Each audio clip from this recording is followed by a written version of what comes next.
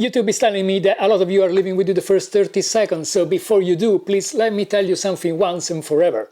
Han shot first.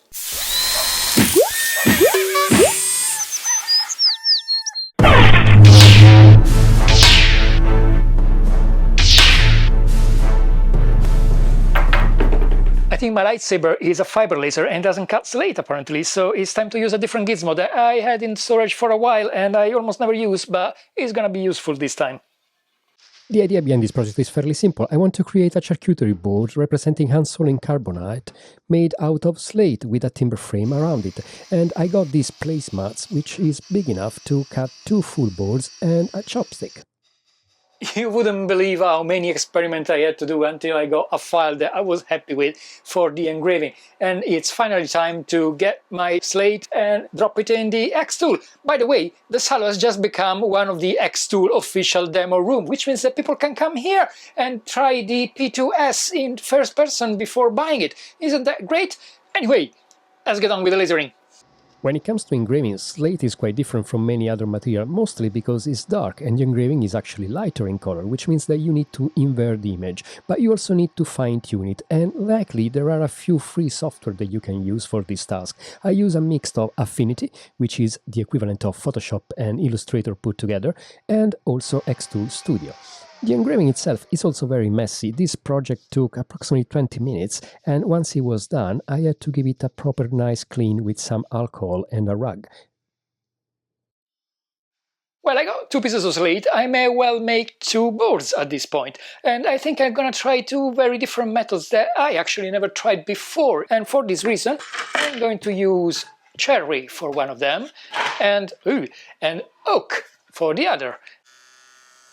I think I said it already in some of my other videos, but milling wood is something that really makes me feel like a cool expert woodworker, even if I'm definitely not. First thing is to plane one of the faces of the boards, and the second is to bring them down to the right thickness using the upper part of the machine. And before you know it, it's time to put the thicknesser back in its little den.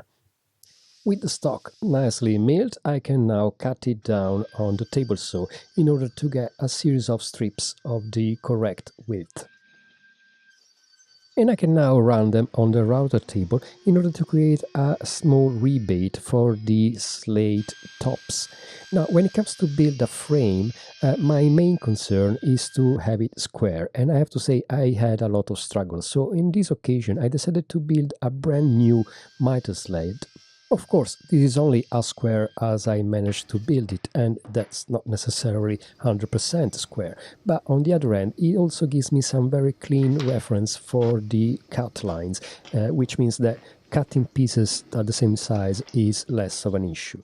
That being said, I am now using my strap clamp for probably the first time, and well, I'm hoping that the whole thing works, but I mean, so far so good. And following my new mantra, jig it until you make it, I also built another contraption in order to cut the tassels in the corners and insert some tassels to reinforce them and prevent them from splitting up over time. This is a done and tested process that you probably have seen dozens of times all over YouTube, but that being said, it's one of the best ways to ensure that things don't fall apart over time due to wood movement. This will be partially covered because there is a shape to the carbonite enclosure, and I decided to respect that even if it's a simplified form, which means that the sides will be covered by strips engraved or inlaid, because the whole frame will not fit in my laser cutter. Right, back to the silo. It's time to try the engraving of the sides of my boards, and for this purpose I sliced these pieces of oak and I also sprayed them with a solution of water and borax. Fun thing is, borax here in UK, it's kind of restricted. You can only use it for professional purpose. Not that you need to sign anything, they just ask you, are you sure you're using it for professional purpose? And you say yes, and that's it. So I got my borax and I mix it in a dose of a tablespoon for 400 milliliters of water or something like this, and I sprayed it and let it dry completely, both on the final pieces and also on a piece of veneered MDF, because I want to try some tests and see how that works. Likely this is very easy with XTool Studio because it lets you run test arrays with different power settings for different materials and different processes. So that shouldn't take too long, and I will see what effect I actually get. And if all goes well, I will get a nice and dark engraving rather than a soft brown one as you would normally have on veneer. Okay, let me geek out for a moment here. I ran two tests, one with the borax and one without. And as you can see them, where if I put them side to side, it's not that obvious, but the one with the borax, it's definitely on the darker side compared to the plain one. The settings I've seen, you're not gonna see it on camera, but the settings I've chosen is ever so slightly etched on the surface, while is equivalent on the plain veneer. It's a lot deeper. So it looks like the borax makes the veneer more resistant to fire in terms of digging and makes it darker. On the other end though, the borax finish is a lot weaker than the veneer one. So what you see on the veneer, on the plain veneer, is pretty much what you get, while with the borax you need to give it a light sand to actually evaluate how dark it's going to be at the end. And yeah, I mean, that's going to be my next test. I'm going to engrave a bigger octopus on this side, and I'm going to run it with tank oil because I want to see how it's going to react to the oiling and finishing, and if that's going to affect the darkness or if it's going to smear, which is my main worry really here. So see you in a bit. Done. I run it with tank oil. Tank oil is food safe, so that's why I'm using tank oil. And I have to say, it's beautiful. You might not be able to see a lot of it. It's a bit shiny now because it's still a bit fresh. But I mean, the richness of it is absolutely stunning, and I'm completely happy with it. So I think I'm going to go ahead and do the real thing now. Enough with the octopus. Okay, engraving done, and it's time to glue the strips on the sides of the frame, despite my supervisor being strongly disappointed for me working in the workshop instead of stopping the pouring rain on outside. I used a bunch of playing cards to lift the frame slightly from the table, and this allows me to get a bit of an off-run on the bottom as well as the top, which I can then flush out with a plane and a bit of sanding.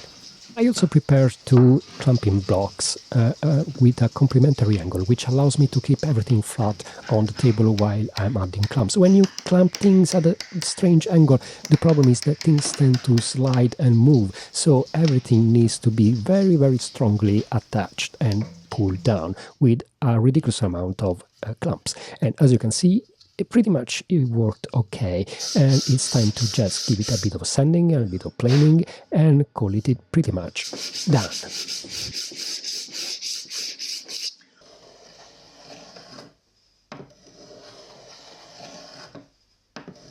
So I said I'm going to make two boards, and now that the first one is pretty much sorted, it's time to think about the second one. And for that, I'm going to use a completely different approach, which is an inlay in a contrasting wood. And in order to do that, I'm going to use my laser, but I'm going to use one of his defects rather than one of his perks, which is that being a CO2 laser, it doesn't cut metal, which means that I can attach some wood veneer to this metal foil tape, and I can annihilate it with the laser cutter, but whatever's left of the veneer is going to stay attached to this tape, because this is not going to be cut by the laser cutter. I'll show you what I mean in a moment. Okay, I just popped in the silo and I ran a test with our lovely octopus here, and as you can see, I blasted the hell out of it and it got rid of all the veneer around the octopus, and it's a bit shiny even though it's a bit brown because obviously it's a bit burned. But if you look at the back, that's the foil completely intact, and that means that this is working perfectly and is going to be key for what I'm doing to the second board. I love science. Okay then, I'm back. I got my stickers and I got my side engravings. It's all looking a bit charry and ugly at the moment, but I suppose I need to trust the process and hope everything works. The detail on this inlay sticker, it's so fine that I'm a bit worried. I'm not sure they're going to survive, but maybe they will. I had to add a very generous amount of glue in order to fill completely the engraving, otherwise things will fly off.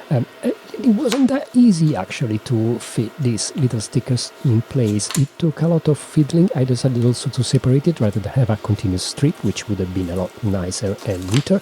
But I have to say, the satisfaction of feeling the inlays drop into the hole and eventually run flush was absolutely marvelous.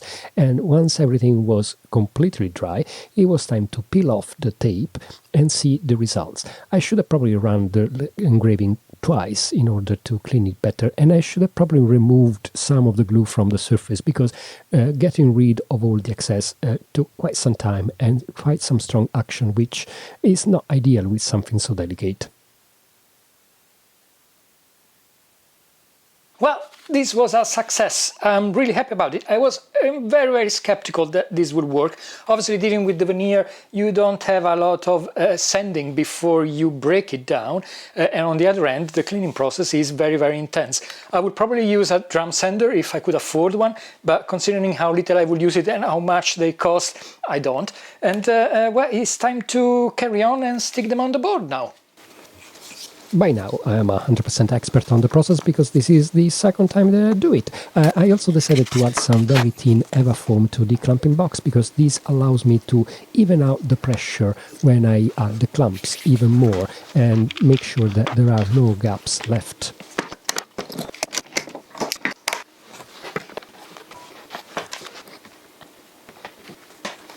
And I can finally add some finish to my boards, and for this I'm going to use tung oil, pure tung oil, so there's no chemical added to it. It's completely food contact safe, and that means that it can be used on a charcuterie board or a casting board or anything of the likes, and it adds a nice sheen to the timber, make it nice and glossy, and yeah, I mean, let's go with it. The classic approach for these kind of processes is to dip the frames or the boards into oil and leave it overnight. But in my case, I didn't want too much oil to go into the groove because that could affect the gluing of the slate. So I decided instead of giving several coats of tung oil until it wouldn't soak in anymore. And the very final stage is to mix some epoxy glue, drop the slate in place, and finally add some little rubber feeds.